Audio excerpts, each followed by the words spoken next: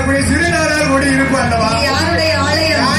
யாரு இருக்கா? முத்தாரம்மனுடைய ஆலயம். இந்த தயாராளப்பட்ட முத்தாரம்மனுடைய ஆலயத்தில் அதாவது 100வது ஆண்டு தசரா திருவிழா. அன்று அடிச்சிருச்சுமா. அடேங்கப்பா 100வது ஆண்டு தசரா திருவிழாவை முன்னிட்டு தசரா திருவிழாவை முன்னிட்டு